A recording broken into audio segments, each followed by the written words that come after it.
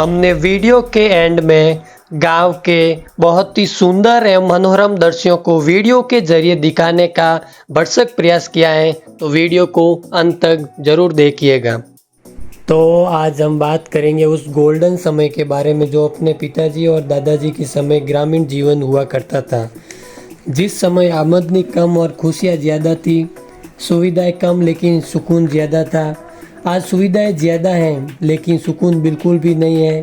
आजकल के लोग रिश्ते, परिवार, आस पड़ोस वालों को भूलकर सिर्फ पैसों के पीछे ही भाग रहे हैं।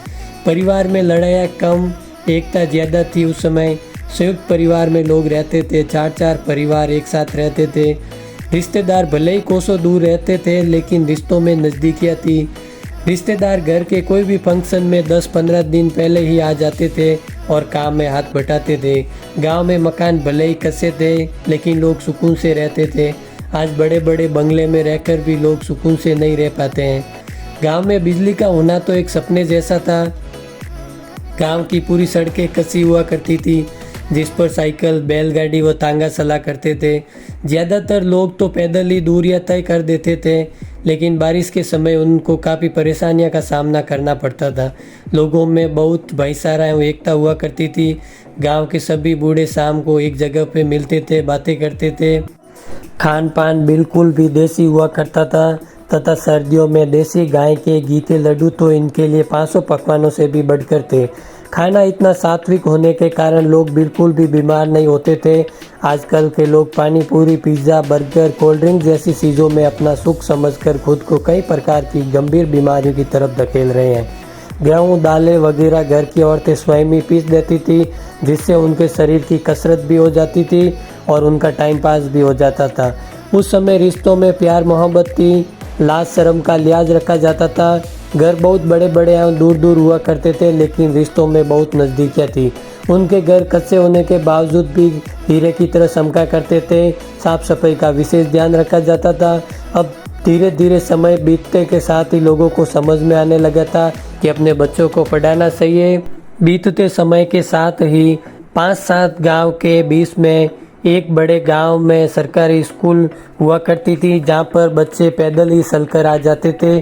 किसी किसी बच्चों के पास में ही साइकिल हुआ करती थी, जो आज के समय में किसी बुलेट गाड़ी के होने के बराबर थी। बच्चों की ज़्यादातर पढ़ाई स्लेट एवं पाटा पेंसिल से ही हो जाती थी तथा 5वीं कक्षा के बाद में एक विशेष प्रकार की बॉल पेन का इस्तेमाल हो जाता था, जो एक ही बॉल पेन में बार बार स्याही को डालकर चलाया करते थे।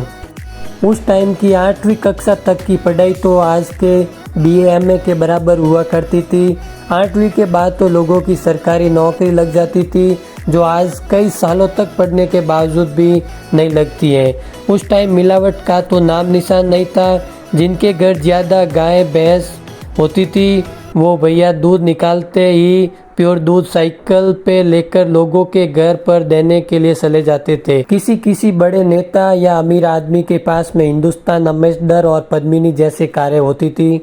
गांवों में बहुत ही ज़्यादा पानी की किल्लत हुआ करती थी। घर पर नल तो दूर की बात, पूरे मोहल्ले में एक हैंडपंप होना मान बात थी, जिसमें से भूमिगत पानी आता था।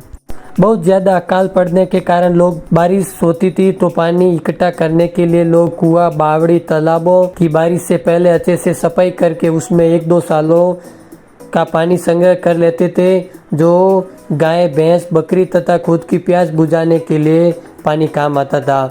उस टाइम के लोगों के लिए कोई काम छोटा बड़ा नहीं हुआ करता था। लोग अपना घर चलाने के लिए सिलाई, सब्जी बेचना, मिट्टी के बर्तन बनाना, कपड़े बुनना व खेती बाड़ी इत्यादि काम करते थे। उस समय की राजनीति की बात करें तो आज़ादी के 20 साल बाद जब इंदिरा गांधी की सरकार बनी तो उनके शासनकाल में इंदिरा गांधी ने देश में आपातकाल की घोषणा की थी, जिससे देश के लोगों की ज़िंदगी में मुश्किलें और बढ़ गई थी। महंगाई अपने चरम सीमा पर पहुंच गई थी। महंगाई की मार के चलते लोगों का अपना जीवन यापन करना बहुत ज़्यादा मुश्किल हो गया था। उस समय की रिपोर्ट की माने तो प्रति व्यक्ति आय 80 से 160 रुपए तक हुआ करती थी, जिससे उनका जीवन यापन करना बहुत मुश्किल हो गया था।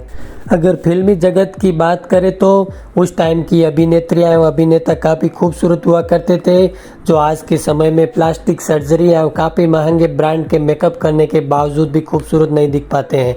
1980 के दशक की बात करें तो उस टाइम के कुछ अभिनेता व अभिनेत्रियाँ अत्यधिक प्रसिद्ध थे, जैसे रेखा, राखी गुलजार, डिम्पल कपाड़िया। अभिनेता की बात करें तो धर्मेंद्र, शत्रुघ्न सिन्हा, सुनील दत्त इत्यादि हुआ करते थे, जो लोगों के दिलों पर राज किया करते थे।